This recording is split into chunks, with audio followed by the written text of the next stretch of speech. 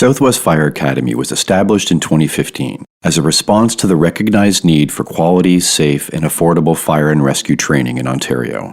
This is not your average fire college. SFA has high standards for their students, and it is their mission to teach and produce qualified, ambitious firefighters who are prepared to work hard to serve their communities. This is not a diploma mill. This is where you can learn strategic, aggressive firefighting from passionate, intelligent instructors who never forget why they were made to do this job. SFA is an accredited private career college that is regulated by the Ministry of Training, colleges, and universities, with a memorandum of understanding with the Office of the Fire Marshal. This means that SFA is an approved training provider with the OFM, and the programs are recognized in Ontario. Check out their pre-service and expanding selection of course offerings at southwestfireacademy.ca.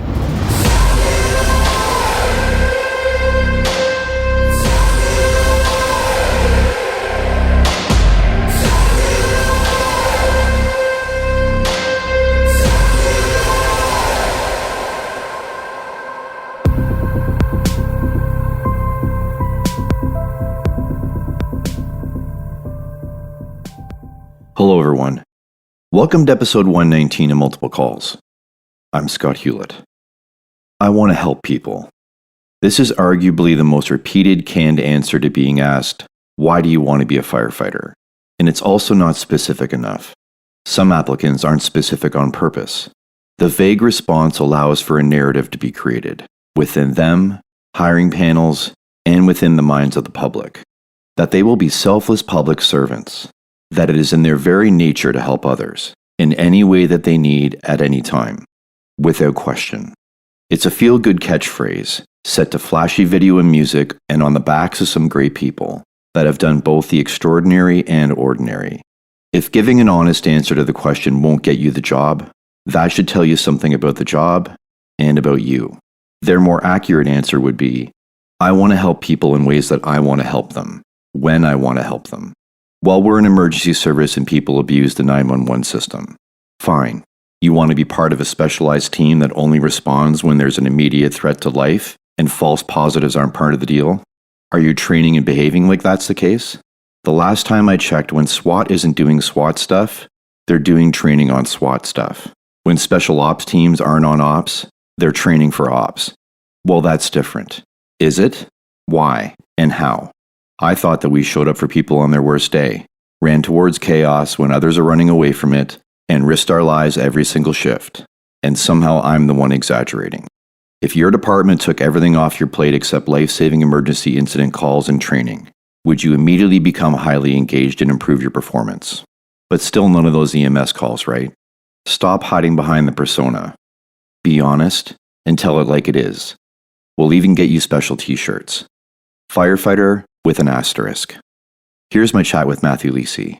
Why don't you start off by telling me where you grew up and tell me a bit about your family? I grew up in Brick, New Jersey, which is part of Ocean County, so it's right along the water, right along the coastline there, kind of like the center of the state. Pretty fortunate. I had a great childhood. I grew up with a lot of close friends in the neighborhood, and we did a lot outside during the summers and spent a lot of time on the beaches playing hockey, basketball, kind of just being a kid. We were very fortunate that we kind of grew up with the same kids along the block throughout elementary school and middle school and stuff. And there's a few of us that still keep in contact today. We're still pretty close friends, but we had a very fortunate to be part of the neighborhood and be part of the group, playing basketball and hockey and doing all this other stuff. And cars will come by and you'll have to take everything out of the street, and then they'll go by and then you have to put everything back into the street. We'll do that over and over again all summer long. We were really fortunate. We really had a good time. What did mom and dad do? My mom was a stay-at-home mom. She took care of my brother and myself. Being home, she watched a lot of the other kids throughout the neighborhood too. Our house was kind of like the central location for everyone to come over the summertime. So we had a built-in pool growing up, and we were able to hang out in the water, on the deck, kind of just be at our house. And my mom was always there. She was always feeding us. She was always bringing us food, cooking us lunch and dinner and stuff. So very, very fortunate. My dad was a career firefighter. He did 32 years with the City of Elizabeth Fire Department up in northern New Jersey. He worked 2 or 3 jobs supporting us, because when my mom stayed at home with us, the deal was he'll work his different jobs because of the schedule at the time. He did 32 years up there, and he had a great career, and he was excited when he left. I think he still misses it, but we get to talk about it often. Kind of brings him back to where, where he started and stuff like that. So What was your school experience like? I enjoyed school in like my own way. I was very like kept to myself, very quiet. I didn't really like to make a big fuss out of stuff. I wasn't always into it like as much as I should have been, I guess. A lot of it came down to just like my enjoyment. Like I just didn't like sitting down, didn't like reading and doing the homework and all this other stuff. But like as a kid, you don't really notice any difference of what you're supposed to do versus like you do now. Fast forward several years, and it's like, well, hey, look back on it, and I should have done that. But high school, I was fortunate. I was on a swim team, and then I ran track, so I was like pretty athletic, and I enjoyed working out, and I enjoyed being active opposed to like the studying and sitting down and reading a book. Your first exposure to the fire service was obviously your dad, but did he bring you around? Was it a big part of your life, or did he sort of keep it separate? It absolutely was. It was always part of that belief and that kind of that lifestyle. My brother and I, we were very close growing up. We're still very close today, and we did a lot of. We just believed in that culture. We believed in that lifestyle, and we were so fortunate to be exposed to it at such a young age. But I also know like we were looking at it through like a window and being on the outside looking in. We were just exposed to what my dad told us. Yeah, we'd visit the firehouses and we see him at work, and we go to different family events, and that was very big. And a lot of his friends that he worked with, we knew them, we grew up with them, we knew their kids, so on and so forth. And then even to this day, like a lot of them have since retired, but they still keep in contact with their group that they all worked with. Seeing it from that perspective, and then when I got onto the fire department, I looked at it from like a different view, a different mindset, I guess, because I was like part of the group because my dad was part of it, right? But now that I get on the fire department, I'm part of the group because I'm on the fire department. There's a little bit of a difference there. When you're not familiar with it and you're not truly part of it, there's a little bit missing. You don't always understand like the jokes, what they're talking about, the references, things like that. And then again, you get on the fire department. Now you're in part of the mixture. In the middle of everything, you see things a little bit differently now, especially as you get older and you get more time on the fire department and stuff like that. Your exposure becomes a lot more, and then that forces you to kind of see things differently. I never understood like the risk. I didn't understand the safety issues. I didn't understand like what people go through if their house burns down or if they have some type of catastrophic event with a family member. I didn't know any of that. I was young. I just wanted to get on the fire department. It's kind of like my whole plan at that point. So What was the process like getting on? I graduated high school and made the deal with my parents, go to college, get a degree. Said, fine, I'll go to school, I'll get an education. And again, at that point, going throughout high school and throughout college, I worked as an ocean lifeguard. And that was like my first time being able to like be the role that I really wanted. I really wanted to help people. I really wanted to be out in the public, and I was physically active, and I loved doing things, and I really enjoyed exercise and working out and all this other stuff. And I just had a blast doing it. I guess my belief was like, just get through college, get your degree, and then you can do whatever you want. And went to school. I shout out to King's College out in Wilkes-Barre, Pennsylvania.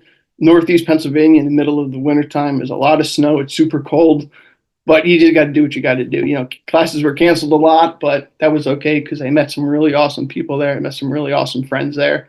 I volunteered a little bit during school. That kind of gave me the edge of like really help me focus on what I wanted to do, get through college, get your education, and you're growing up a little bit. So now you're starting to see things a little differently with paying attention in class, making sure your assignments are done.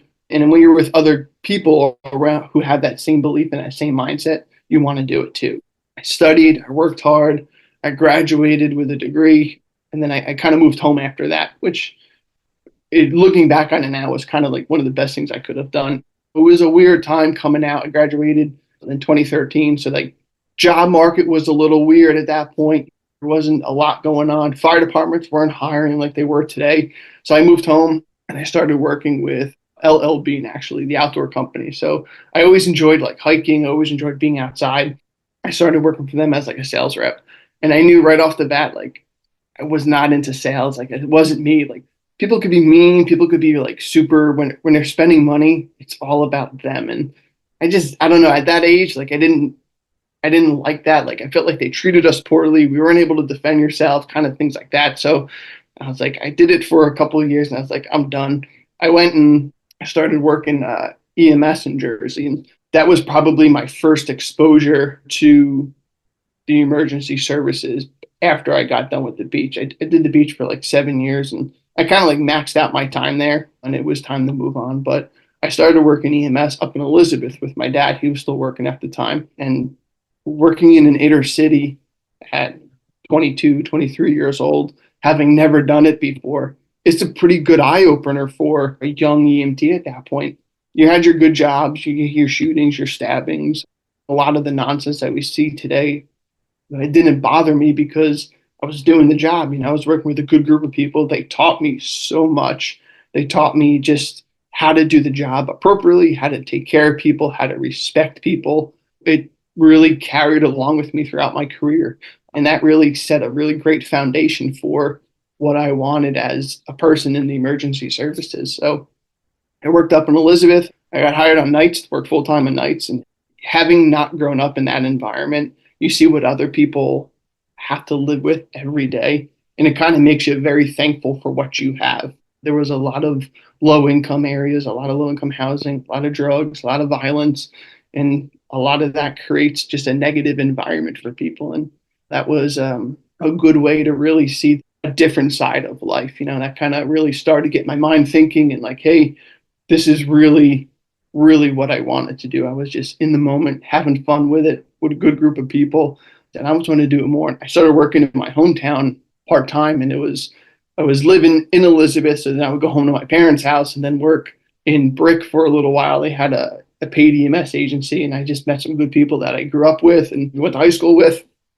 And I was like, hey, this is just, a home run right now. I was really living life. And then I started taking tests. There was a group of us that we went through college with, my brother and I. We started taking tests around, and I'm not sure how it works in Canada, but in the US, you just take tests wherever you can. And then wherever department hires you, you just end up there. And that's how a lot of my friends got hired on the fire department. That's what we would do. And again, being like 23, 24 years old, coming out of college, we would go out drinking the night before. We would stay up until 2 o'clock in the morning. We'd go take the test the next day. It wouldn't work out. Next weekend, we do it all over again. It went on for a little while. And being like, again, with a group of like-minded individuals, we didn't really care. We knew we were going to get on the fire department. My brother got hired first on the fire department, where we both are now. But I took the test for Frederick County, Maryland, and my brother was living down there at the time, and he had a couple buddies that he was living with. Took the test. I wound up getting on the fire department. So I moved in. We had a townhouse. It was like three of us split a townhouse. I moved into there, and Frederick at the time was like a real upcoming area. A lot of new construction, a lot of restaurants, a lot of places to go out to eat, and a lot of people were moving outside of it's about like 45 minutes west of Baltimore. So a lot of people were leaving the city, the DC, Baltimore area, to go out to Frederick because it was a lot cheaper. So I was like, this is a home run. I got into a growing department. They hired us pretty quickly. They got us through the process. And then I started there. And again, that was here in the United States. In a lot of places, EMS is a third tier. And not everywhere does fire department based EMS, but that was my first exposure to fire department based EMS. So now I had like the best of both worlds. I was able to work on a fire department, but still be able to like keep my belief in what I was doing, still trying to help people. So, what was the academy like? Was there an academy process you went through? Yeah, no, absolutely. Take the written test, you take the practical background, all that stuff. It takes 7, 8 months, 9 months, whatever it was. And then I started the academy, and what an eye opener it was. And I was not prepared because you don't know enough. I guess you just don't really recognize like what you're supposed to do. I was not prepared like as much as I wish I was. The physical fitness was a lot harder. The demand for just the little things that I never knew because I never really had a job like that before. You're supposed to hit the wall when you see an officer come by, or they want your boots shined. You shine your boots for 2 hours the night before, but you just know it's not going to be good enough. But they knew they were good enough, but that was just the games they were playing because they wanted you to pay attention. They wanted you to keep attention to detail. They wanted you to work hard. They wanted you to believe in what they were doing. as much as it was hard, it was still a fantastic experience because everything was oriented, everything was detailed to the time we were supposed to be somewhere, or we had an orientation, or we had a lineup, whatever it was. They made everything equal across the board. I was introduced to a guy by the name of Captain Lenny Stolberg. He was our class captain. He was a commander for the class, and he's a Marine through and through, and he held you responsible, and he made sure you knew what you were doing. He made sure you did what you were supposed to do, and if you didn't do it, he made sure you knew you didn't do what you were supposed to do, and he corrected it. But he was fair in everything he did, no matter what. He never like yelled. He never got loud or anything. He would just the little things that inconvenience you, but they teach you at the same time. Parking a further distance away in the morning, so you'd have to carry all your equipment longer in the morning. There's little things like that he put in place to just tighten the screws that made you aware, like, okay, now we need to tighten this up. We need to be better at what we're doing. And him and his crew did that throughout the entire academy. And to this day, I still respect it because it taught me a lot. It taught you how to be responsible. And it was, again, the first exposure to what the firehouse life was like. And that's what you needed, because people are going to treat you differently. People are going to treat you hard because it's the beginning of your career. You're going to wash the dishes, you're going to shine the apparatus, you're going to shine the poles and the bells and things like that. And if you didn't take responsibility for your actions, you didn't do what you're supposed to do, there were consequences. So I got to admit, they did a really great academy, and they're doing a lot of great stuff now. Follow it on social media, and I talked to some friends that are still there, and I got to give them a credit because from the outside of you looking in, I don't work there anymore, but the time that I spent there, I was pretty fortunate to have a really met a good group of people. I met a good group of my first officer in the firehouse. At the time, he was a lieutenant. He's now been promoted to a battalion chief, but went to my first fire with him. So I was very lucky to have a good start to my career. You mentioned him in the write-up under guides and mentors. So why don't we talk about that? Maybe talk about your personal guides and mentors, and then we can get into professional ones. Growing up, I've always taken like a piece of my parents and my family members. Wanted to obviously be a firefighter, and I took that piece from my dad, and I wanted to have that like tough, that thick skin, that personality of like not being scared, always working hard, not taking a break. I took that from my dad. And then I guess I took from my mom too, slowing things down, paying attention, thinking things through. Don't just react because of, well, it's just what you believe in. Really like pay attention, think things through, and slow things down. And then my brother, he was very much he was very like outgoing, and he was into a lot of different friends. He had a lot of different cliques that he was part of, and he was very good at like making friends. And I was always, like I said, always like kept to myself, very quiet. So I always wanted to be a little bit of him as well. He was always up with the trends of the clothes we would wear and things like that. I was never really into that stuff, but I still wanted to take a little bit of each of them, kind of help me build my character. And then for sure, like professional mentors. A lot of people do say this because I think the professional fire service is full of them. And definitely for sure, again, Captain, I think he's battalion chief now, but Chief Stolberg, he just instilled like, that was a good introduction of what I believe the fire service is as a whole. If he represented what the fire service could be as a whole, I was 100% okay with it. He was tough, but he knew when it was time to push you further, and that's what he did. My first lieutenant, again, at the time, Lieutenant Andre Bailey, went to my first fire with him. Good old snotty basement fire, and we had a great time. Funny story, on the way to that run, it was like shift change, like 5 o'clock in the morning, still dark out, going pretty good in the rear of the house in the basement. But going down the road, I didn't realize it's a low-hanging tree. We hit the tree on the way down, but the driver just kept going. And I didn't know this until after the fire, but the low-hanging tree actually cracked the windshield. And I had no idea. Like I was so like in the moment, like you're going to your first fire, you're still young. You don't really know enough to like calm down, like control your breathing, things like that. I was like, heck yeah, we're going to a job. First time I ever stretched in on a fire, the line got caught in like a retaining wall, and I couldn't advance any further into the basement. I was like, what is going on here? People are running by me and stuff, but I just didn't realize it just got the line caught. So it was a good little experience, good little basement job that we had, and got to melt your helmet shield a little bit. And I was like, this is fantastic. My first exposure to going to a good fire with a good officer. And he was an Army Ranger, and he served in the Gulf War. And he let you do your thing. He didn't like overpower you. He didn't pressure you. He was a big, strong dude. So we worked out every day, and he was a lieutenant for many years, and he had a good amount of experience behind him. And I really trusted him. And I think we developed a great friendship and a good relationship because I think he trusted me too. At the time, we just had 3-person engine companies, and we would staff the ambulance and the engine. So if the engine got a call, you take the engine. If the ambulance got a call, 2 of you would get off the engine to go staff the ambulance. And some good incidents together. And I had a great crew there. They taught me a lot about what firehouse life was. Sure, my dad was part of it, but when you're not in the firehouse, you're not with a group of people, you don't really know what to do until you're in that environment.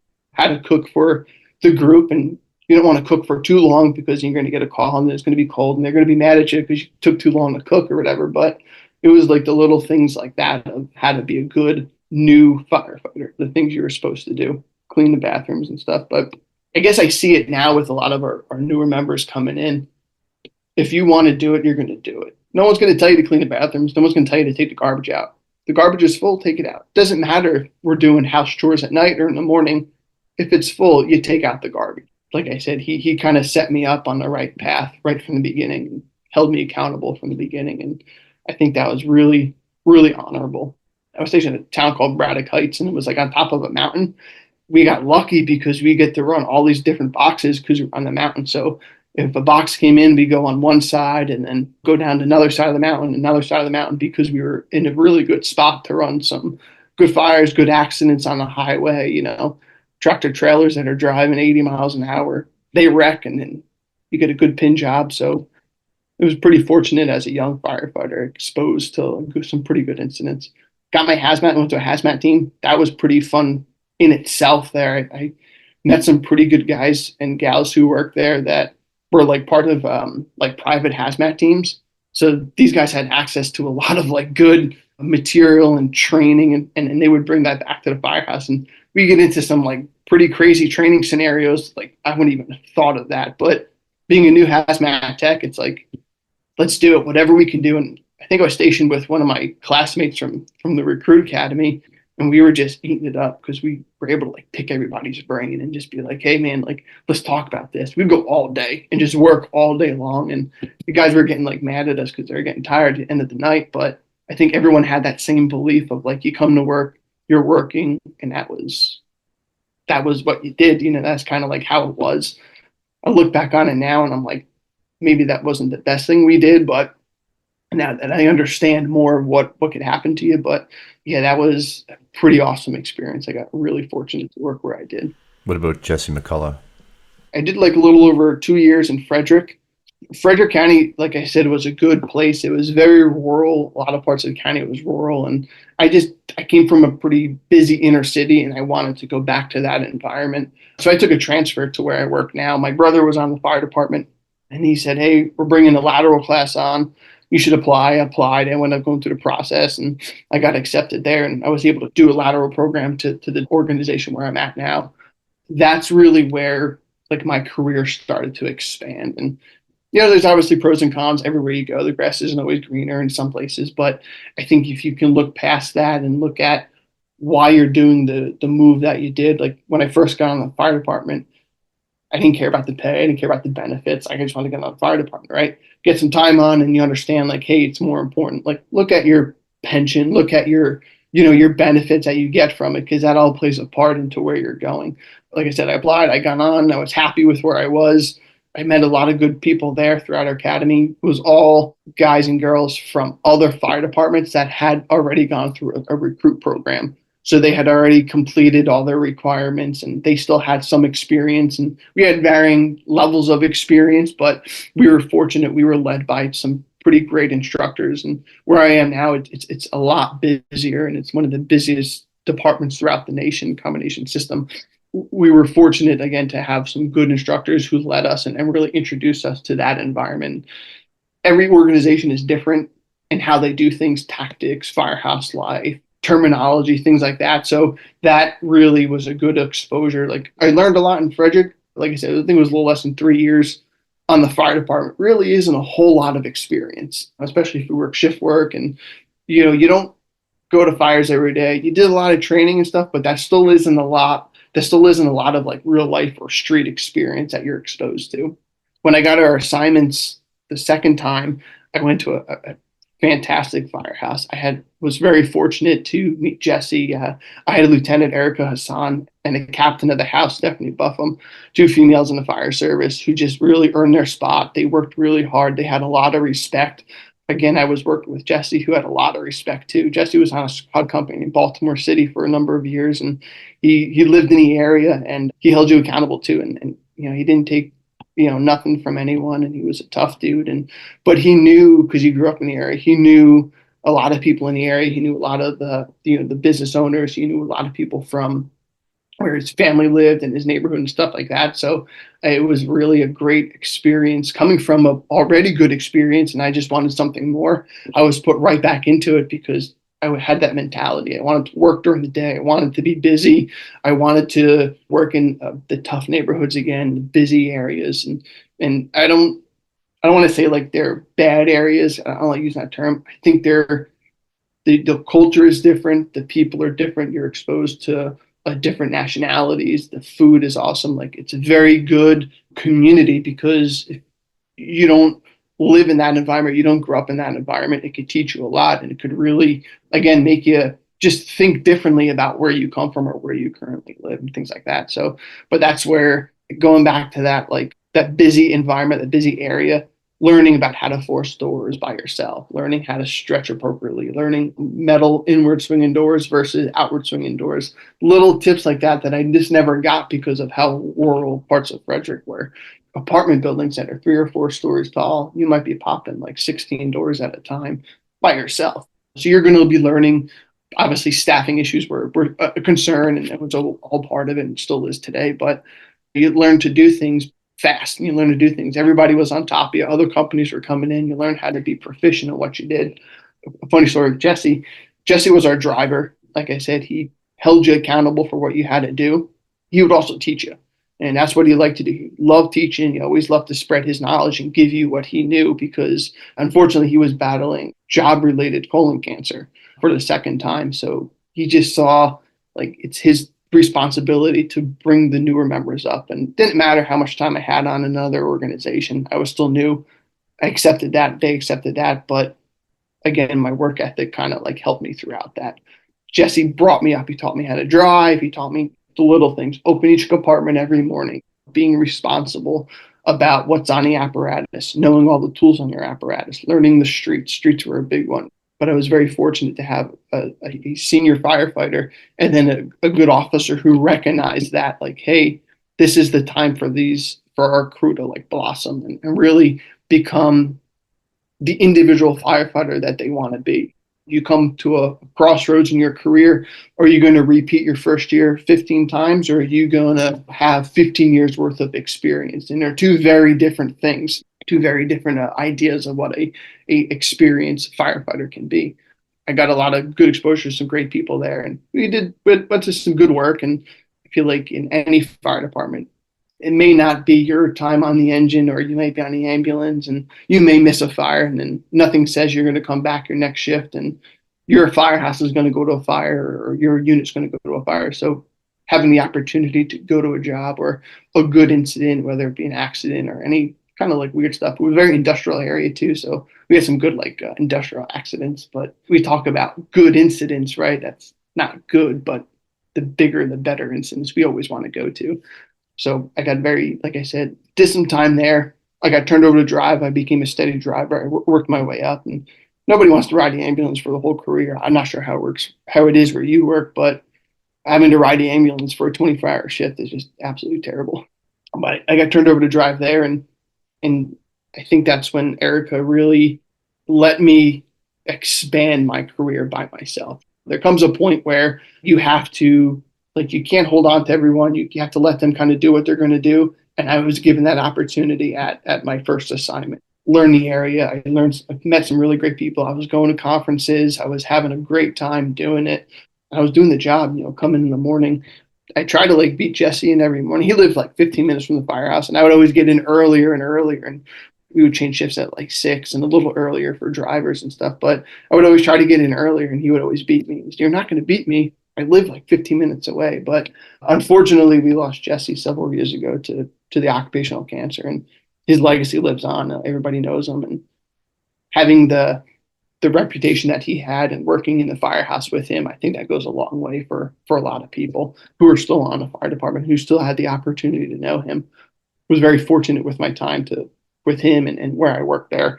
From there, I went to a medic unit, which still really is terrible. I mean, being on a medic unit for 24 hours, it's like a job in itself because of like how busy the medic units are and just how our system is set up. It just unfortunately takes a big toll on you. But from there, when I went to a medic unit, I got really fortunate to work in a great neighborhood with a great group of people. It was a little more of an urban environment. It was a lot busier firehouse, and it had more units, and there was more people in the firehouse. But I worked for a guy by the name of Lieutenant Kevin Whitmer. He actually, this was my first time anyone had asked me to join their crew. I was really proud of that. Like, I guess I made a good enough reputation at that point to be invited to join a crew. And I still think about it today. That means a lot to me. And we want to get to the point in our careers where you want to be recognized as that individual who's going to work hard, who, if they're talking with somebody else, you're not going to be there talking with them, but they're talking to somebody else.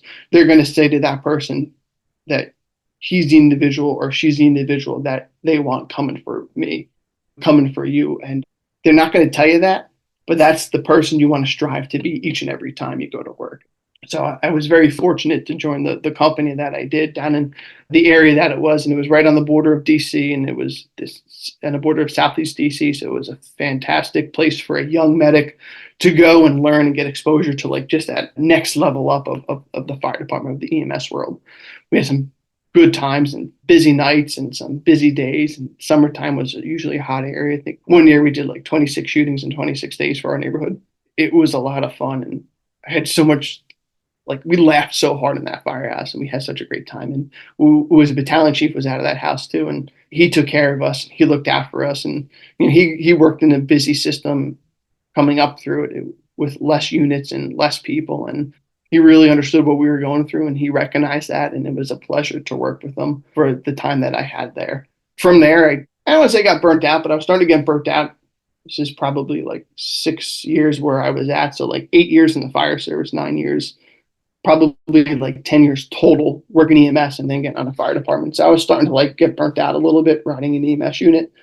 So then I was able to win a bid to a paramedic engine. So I went back to the fire truck on a rotation, an engine in the medic unit, where I'm currently at. And I worked with another really good group. And I've been fortunate my whole career to work with some awesome shifts, some awesome people. Like, I worked with people here and there that, like, okay, some are better than others, but I've never been with someone who I would think like I wouldn't go to work for them. I wouldn't go to do anything with them. Like, I've been very given a great opportunity, very fortunate to work with some awesome people.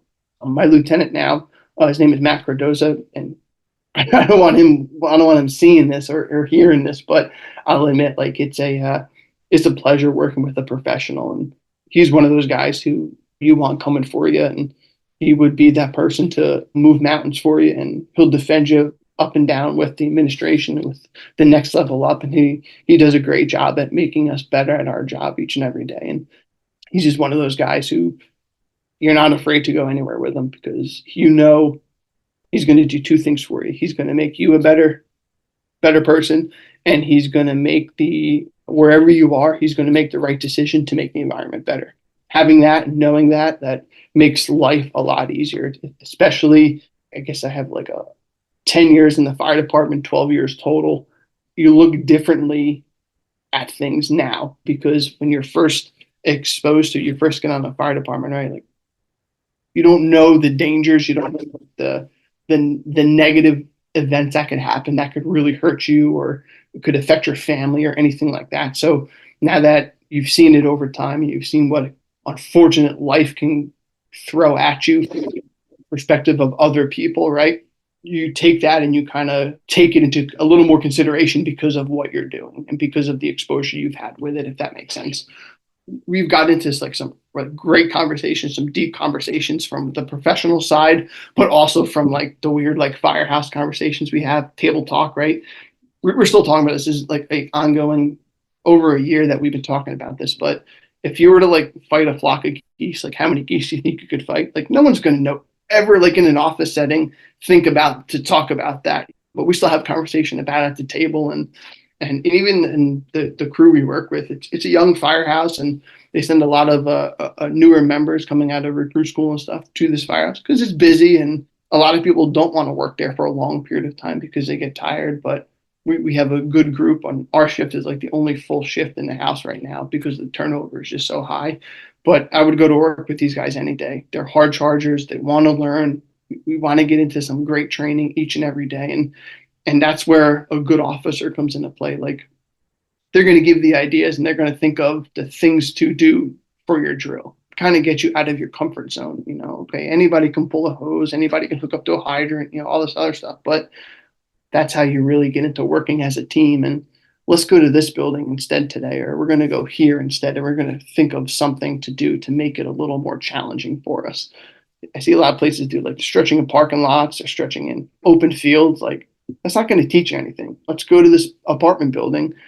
Let's create where there's going to be 3 or 4 cars in front of us, and now we have to make a long line, or we need to set something up because something that we didn't expect is starting to unfold and is starting to hamper us from our normal duties. And being on an engine company, I've always worked on an engine. I've never really had an opportunity to work on a truck, but as much as like our job is somewhat limited to like you pull hose, you put the fire out, we can get so creative of just like the situations that can go wrong. And then we can kind of build upon that. So very fortunate to work where I do today and get into some pretty great conversation and trainings and learn. And since then, like I've always wanted to go to like conferences and we talk about places where we want to go and who we've heard talk or who we've seen talk and who we teach with. And that goes a long way for like that bond with people. You mentioned when you brought up in the write-up about Eric and Stephanie, about they saw the potential in layered leadership. Maybe talk to me about that.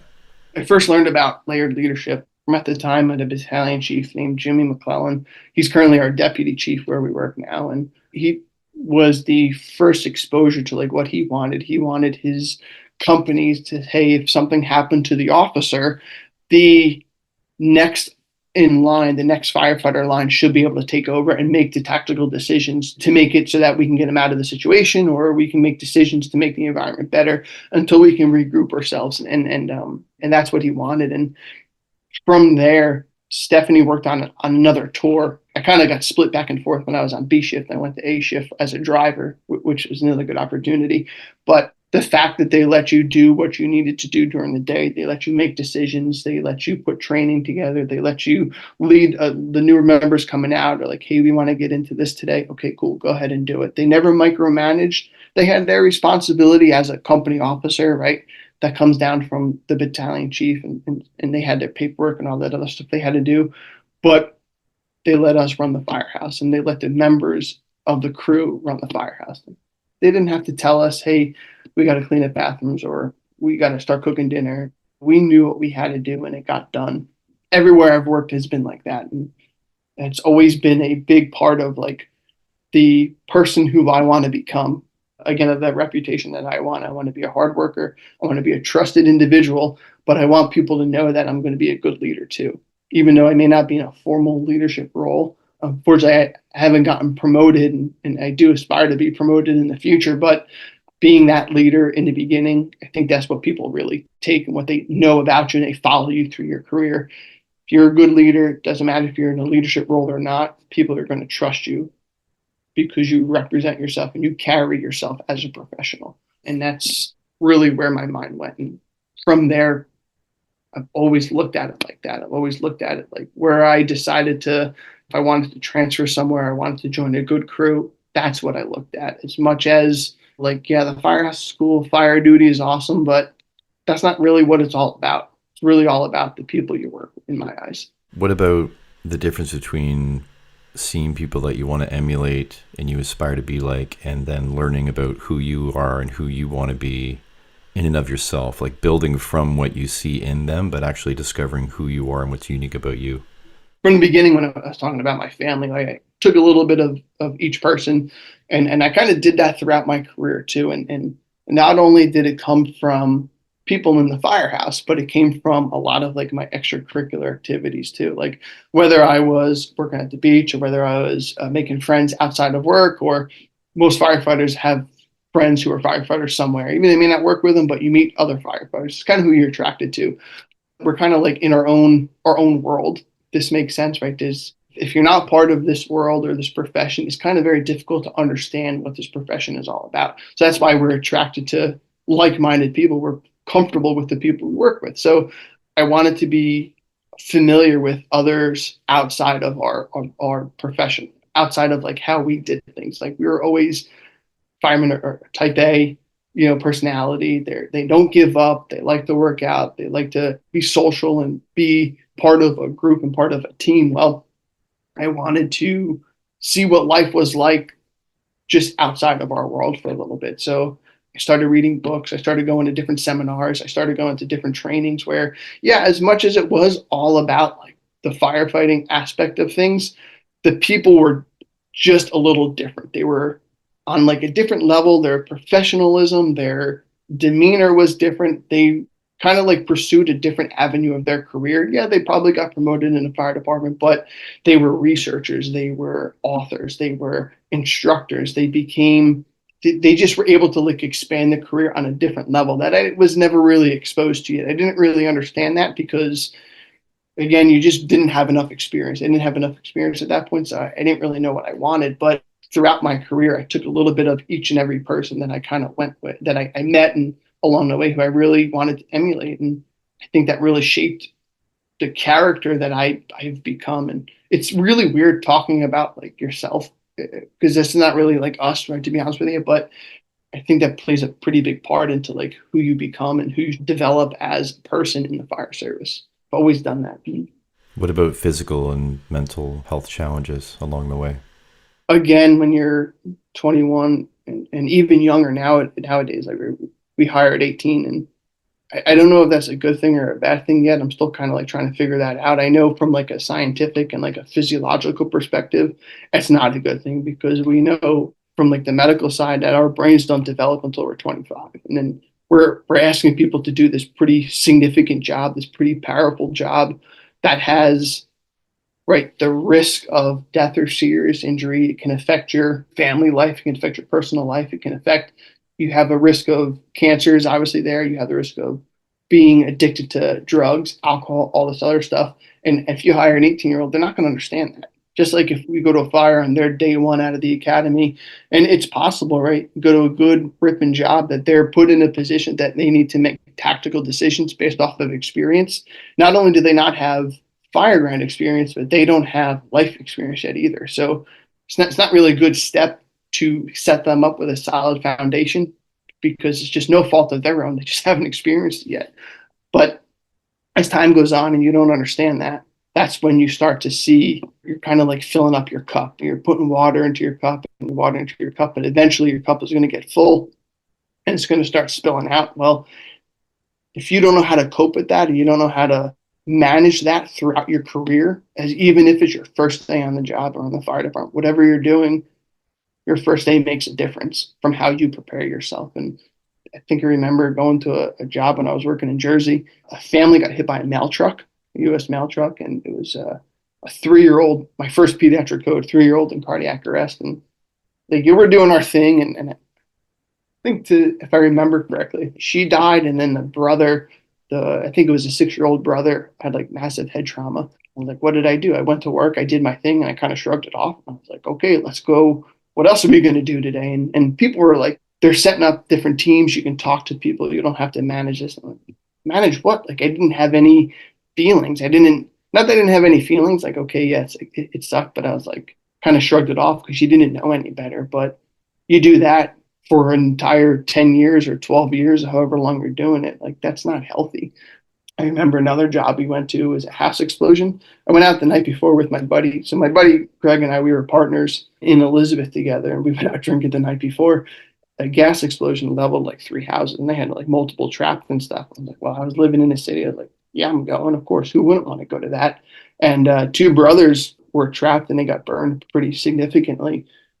And again, it's like, all right, let's do our job, and that's the end of it. But Fast forward a couple of years, you look back on it, it's like, well, why didn't it affect me like it should have? Like, I feel like you're not normal, because any other person would be like, that's sad, and it would be upset, and it would affect them in a different way.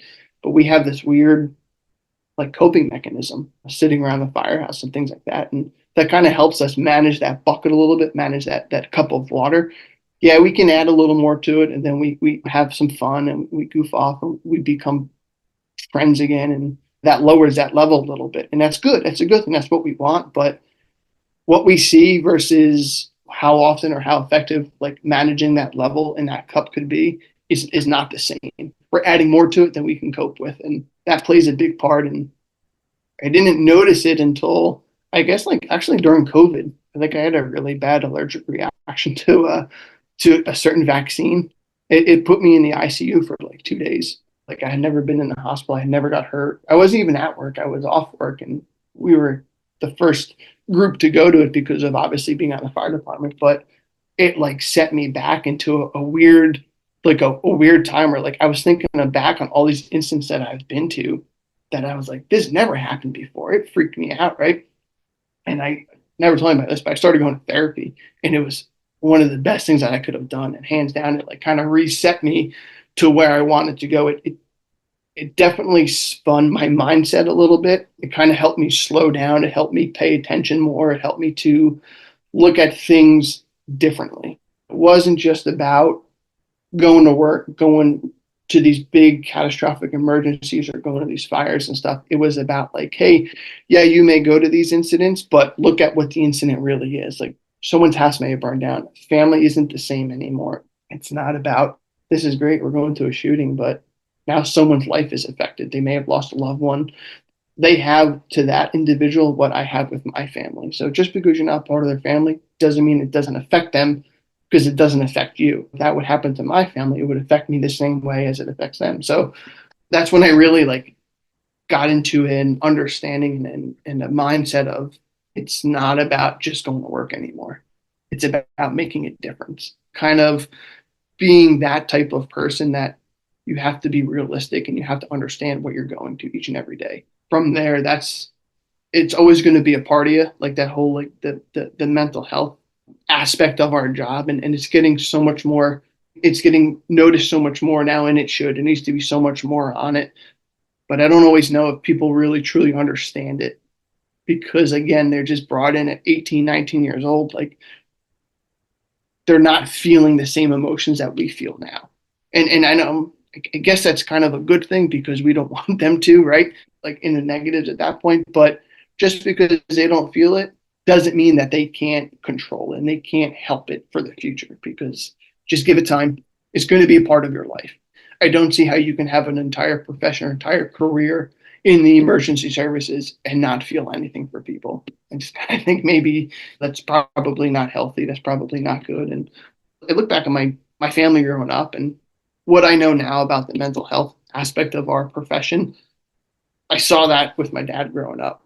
Again, a tough individual, and worked with a group of other tough individuals growing up in the fire service in the 80s. Like, yeah, you're seeing some stuff, no doubt about it, but it wasn't, you didn't take care of it. You just put it down and you moved on and you did your job. Look at what we do now. You go to a fire, you decon afterwards, you take a shower, you change your gear. All this other stuff has come such a long way to make our profession better so we can move forward and have a healthy lifestyle. I don't think it's going to be as healthy as we first started, but we're making big strides to make it better. You wrote about being fascinated with optimizing human performance early in your life. So maybe talk to me about how that's manifested to today. This is like my passion. This is kind of where, I guess I said earlier, when I went to school, I went to college, I just kind of went through the motions, but I didn't recognize the impacts that it could have on your future. And getting some experience under my belt, my belief on like education and preparation and training has made a complete 180 turn, just because of how effective it can be. And there's definitely an aspect of our career that's still largely blue collar. And I understand not everything is going to require college education or advanced education, but I don't think we should be preparing our people and our members to just do the job. Day one, okay, cool, that might be fine, but over a course of a career, I don't think that's very healthy. We should be preparing our members and our young women and men to be a leader of our organization in the future. That's how we should be bringing them up. That's how we want them thinking. And yeah, the experience is going to come along in time, but I think we need to get them to a point where they're going to be managing people. They're going to be making decisions based off of the environment that they came up in. We do a really great job of like advancing technology, advancing our equipment, the apparatus has advanced, but the human side, the human element of our profession is still largely removed from the firehouse. And the little things about like how a run comes in. Like, do you have a loud bell that wakes you up in the middle of the night from a dead sleep? Like, well, we know with your heart rate variability, increased heart rate is unfortunately going to lead to cognitive decline to make decisions. So like we know that that's an issue, but we don't do anything about it because how else are we going to be notified that we have an incident or we have a run? Is weird things like that I started to like get into, and I really liked. I went to a program, a week-long seminar with a company called Leadership Under Fire. It was about optimizing performance, human performance in the fire service, and really good group of people. And I love listening to their things and seeing what they put out. But that really gave me a jump start of like what I do now and what I really research now, and like how our trainings are set up and how we can incorporate the human element into our daily operations.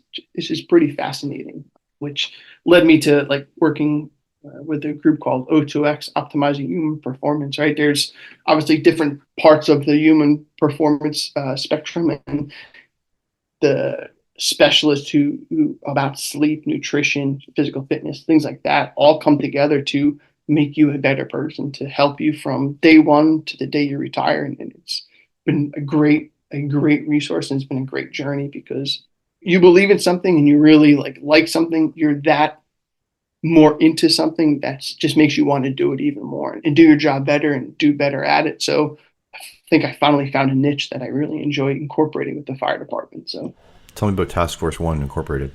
Yeah, so Task Force One, I was given an opportunity a couple of years ago.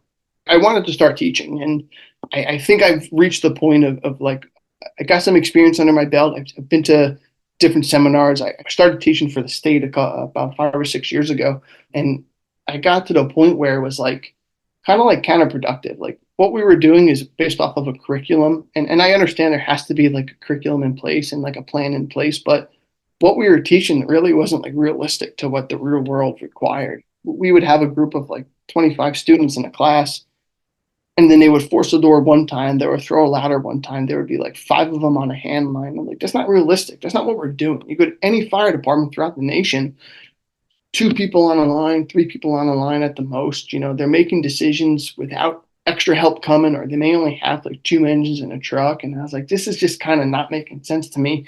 And I wasn't able to, couldn't vary from like from the plan, from what you had to teach, what they wanted you to teach. I said, all right, fine. I kind of got done with that.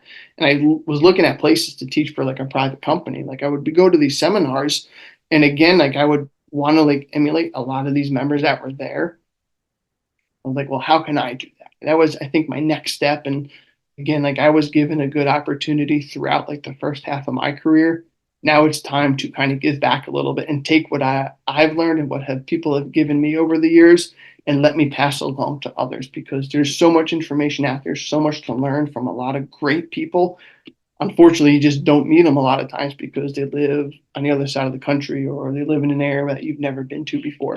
So I was able to link up with Task Force One, and I started working for Task Force One and O2x at the same time.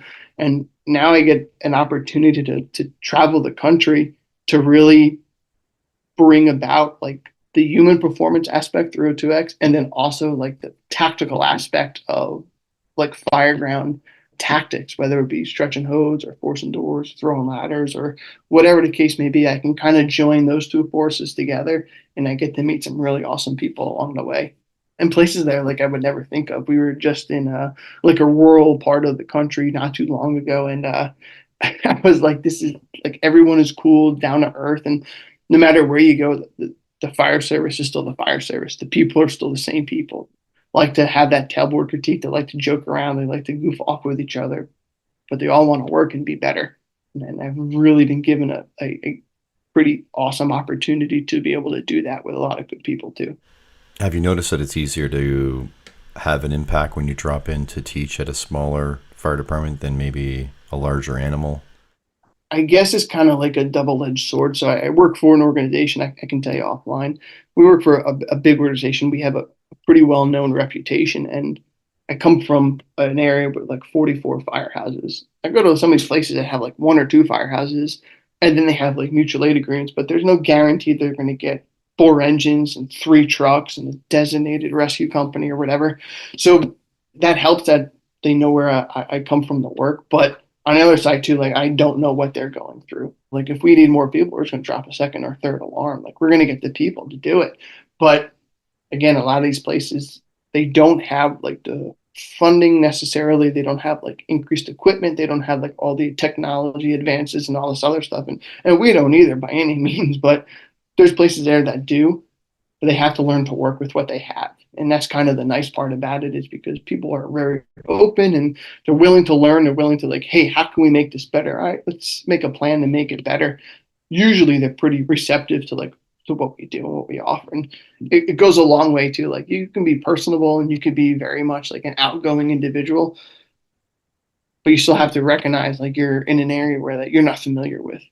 It's fine. Let them figure out how they want it. I can show them techniques, or I can show them like, here, let's try this, opposed to like what you've learned here. You're struggling with this a little bit, but we can always make it better and stuff. So I think that goes a long way. And I've never met like any bad like fire departments. I've met like different levels of experience, different levels of training.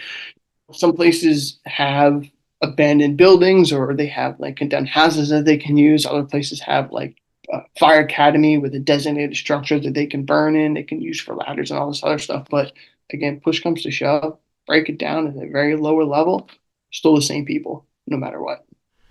Are you looking forward to promoting in the future? What are your plans? You asked me like day one in the fire department, I walked in the firehouse and I'm going to do this for my whole career. Give it a couple of years, maybe I'll become a battalion chief. But what I see now, and I can only speak for like where I work, and I think we could be a lot better. And I want to be put in a position where I can affect the most change. I want to do some time as a company officer. I want to, start small. I definitely do. I want to be able to like run a company and lead other members of the organization to be their best potential, to their fullest that they can get out of it. Because like I said, like, yeah, we have different levels of experience and people have different work ethics and all this other stuff. But I think if you lead people in the right direction with people who want to do the job and want to be there, I think you can affect so much change and you can do so much with a good group of just hard chargers who really want to be there, and that makes a big difference. And I know like the retention is a big issue throughout the United States. And I don't know if it is in Canada, but we're not getting people because we're not being honest with people. If we can be honest with people, I think they're going to see them to be differently. And I want them to understand like, yeah, this job is dangerous. And this job, there's a lot that comes along with it, right? The catastrophic risk of injury, death, affect your family, all this other stuff. But unless you're put in that position to like really like see how it can affect you, it's kind of hard to really know how it's going to affect you yet, right? Unless you've been physically in that spot where you physically get hurt trying to save a life, like a lot of people are kind of immune to it because they get, I don't want to say complacent, but it's not an everyday thing, if that makes sense. If I can help prepare them to be in a position where they can make decisions for themselves, to make good decisions with training behind them and education behind them, that's what I want to see. That's kind of where I want to go in the future. And good leaders yield good people. And I'm sure this probably happens, and I don't think anybody will ever come out and tell you this, but from like a battalion chief's perspective, like they've got a good fire going, and then they see who's working and the company's coming into the assignment, and they're probably, again, not going to tell you this, but, oh, this company is good, this company's good, this one's not so great, this one's not so great. I think they would be like, I wish we had, I want the reputation of being the company that has, okay, they're coming into the scene, they're going to go to work, they're going to get the job done, they want to be reliable, they want to be professional in what they do, but they also know that they're going to get the job done. So I would really be open in the future for that. And it's definitely studying. I think it's important to study throughout your career, and every 2 years, just a promotional process. So, and definitely in due time, I'd really be happy to promote and lead a good group of people. You mentioned having gone to a bunch of conferences. Are there ones that you would recommend to certain people? Fire training days, local in Virginia. They have a really good setup. It's like a 3-day lecture series, and they bring some different people in throughout the country to talk about all different aspects of the fire service. It started out relatively small and was all about like truck work, engine work, but now they're starting to expand into like the mental health field, into the mental performance side, about kind of like we can kind of get into the weeds of a lot of good things that happen in the fire service, and we're starting to expand that, and that's really awesome to see.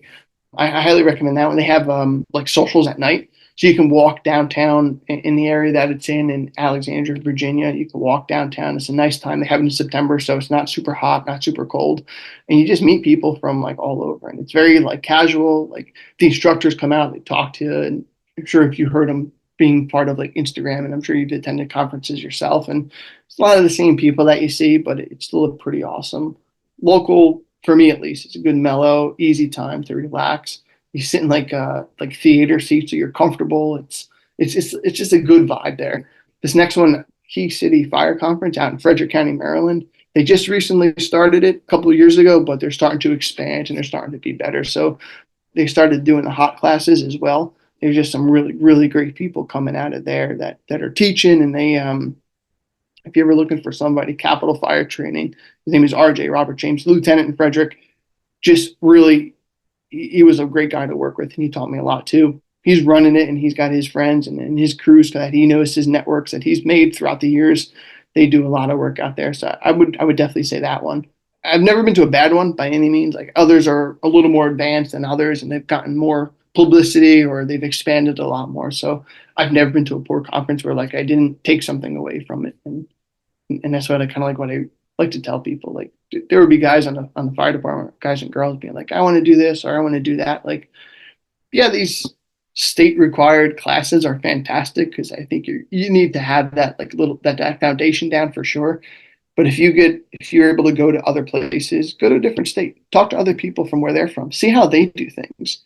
We may do the same exact thing, but there's different terminology for it. That makes a big difference too. And go to this conference and come back and let's talk about it on the table. And I think that's a really good move for a lot of the younger members. Meet people, talk to them, become familiar with them. Spend $20 and buy a raffle ticket, or you do that, and then you meet with somebody, you become friends with them, and that's just how you network. And they invite you to their firehouse, you invite them to your firehouse, and then they know the rest of your crew, and that's what this job is all about. I went to one in out in Long Island, New York, the Joey D Foundation. I went out there a couple of years. Actually, I just got on the medic unit, and I was still really into the fire department. And I went out with one other guy from the firehouse.